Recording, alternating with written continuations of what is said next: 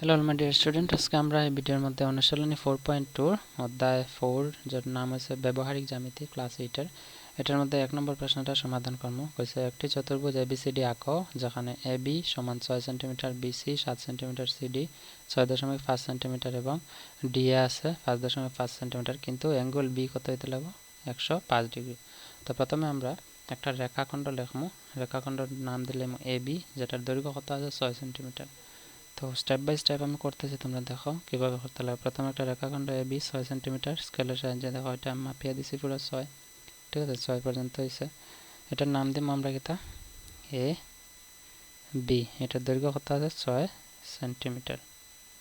এখন প্রশ্নের মধ্যে কইছে কিতা অ্যাঙ্গেল বি যেটা, অর্থাৎ এখানে বি যে বিন্দু আছে এই অ্যাঙ্গেল বিটা কত হইতো 105 ডিগ্রি। তো 105 ডিগ্রি আমরা ছাদার সাহায্যে, যেটার ইংলিশে প্রট্রাক্টর হয়, আমি নিতেছি এটা, ঠিক আছে, এটার প্রট্রাক্টর হয় ইংলিশে। তো এই কইছে আমার অ্যাঙ্গেল বি, মানে বি কোনটা কত হইতো 105 ডিগ্রি। তো 105 ডিগ্রি হলে আমরা ছাদার সাহায্যে আমরা এটারে 105 ডিগ্রি বানাইব, ঠিক আছে। 105 ডিগ্রি হলে কত, এখানে আছে 90, এখানে আছে 100, এখানে আছে 110, তার মানে 105 ডিগ্রি এই জায়গার মধ্যে পড়বো, ঠিক আছে। 105 ডিগ্রি কই, এই জায়গায় 110 আর 100 আর 110 এর ঠিক মিডিল, ঠিক আছে। তো এটা যদি 105 ডিগ্রি হয়, আমরা এইটার একটা রেখা সংযোগ করবো, কারণ আমার কইছে অ্যাঙ্গেল কত হইতো 105 ডিগ্রি। এটা আমি সংযোগ করলাম এইভাবে, অ্যাঙ্গেল বি পাইলেছি। অ্যাঙ্গেল বির মান কত হইব 105 ডিগ্রি, এতটুকু বুঝছো। তারপরে দেখো কইছে বিসি 7 সেন্টিমিটার। তো বিসি আমার তো সি বিন্দু এখনো পাইছি না, তার মানে বি বিন্দু থেকে আমার সি বিন্দু লিখতে লাগবে। তো বি সি বিন্দু লিখতে হলে কত 7 সেন্টিমিটার। তো স্কেলের মধ্যে আমরা 7 সেন্টিমিটার ব্যাসার্ধ নেব, স্কেলের মধ্যে 7 সেন্টিমিটার ব্যাসার্ধ নেব কম্পাসের সাহায্যে। এটা হচ্ছে 7 সেন্টিমিটার ব্যাসার্ধ, ঠিক আছে, 7 সেন্টিমিটার। এমনকি তখন বি বিন্দুত কেন্দ্র করে আমরা 7 সেন্টিমিটার ব্যাসার্ধ একটা লিখবো, উপরে গেছে গিয়া, ঠিক আছে। এটা হচ্ছে 7 সেন্টিমিটার ব্যাসার্ধ, এটা একটু লম্বা করতে লাগবে, ঠিক আছে। তো এটার নাম কি থাকা হচ্ছে সি, তো আমরা এটার নাম দিলাম সি বিন্দু, ঠিক আছে। তো নাও বাসতে পারে, আমি কলম দিয়ে লিখি সি বিন্দু। এটা হচ্ছে আমার বিন্দু, মূল বিন্দু। তারপরে কি থাকা হচ্ছে দেখো সিডি, সিডি কি থাকা হচ্ছে 6.5 সেন্টিমিটার। তো ডি তো এখনো পাইছি না আমরা, তার মানে সি বিন্দুর থেকে আমরা কি থাকতে লাগবে 6.5 সেন্টিমিটার। তো আবার 6.5 সেন্টিমিটার ব্যাসার্ধ নিব স্কেলের মাঝে। 6.5 কই আইব এখানে, ঠিক আছে। তো এখানে নিলে সি বিন্দুর মধ্যে কেন্দ্র করবো, কেন্দ্র করে আমরা বৃত্তচাপ লিখবো। সি বিন্দু কত হইতো 6.5, তো 6.5 এখানে বসাইবো আমরা। বসাই আমরা এদিকে একটা বৃত্তচাপ অঙ্কন করবো, স্লিপ করে এটা, ঠিক আছে। এটাই আমরা বৃত্তচাপ, ঠিক আছে। তারপরে আরও কি থাকছে দেখো ডিএ।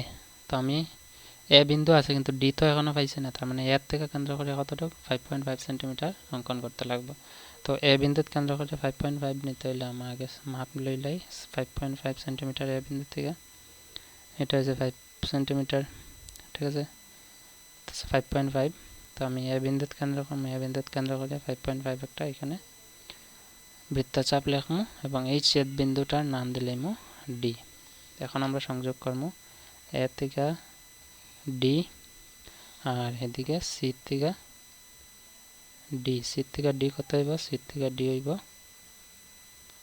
সি থেকে ডি কত আছিল, সিডি আছে 6.5, এটা লিখবো 6.5 সেন্টিমিটার। এটা কত আছে বিসি, বিসি আছে 7 সেন্টিমিটার। তারপরে ডিএ কত, ডিএ বাই এডি আছে 5.5 সেন্টিমিটার। তো পাইলিছি আমার এবিসিডি চতুর্ভুজ, যেটা আমরা পাইলিছি অ্যাঙ্গেল বি কত আছে 105 ডিগ্রি, বুঝছো আশা করি। চলো এটার অঙ্কন প্রণালীটা লিখলে আমরা।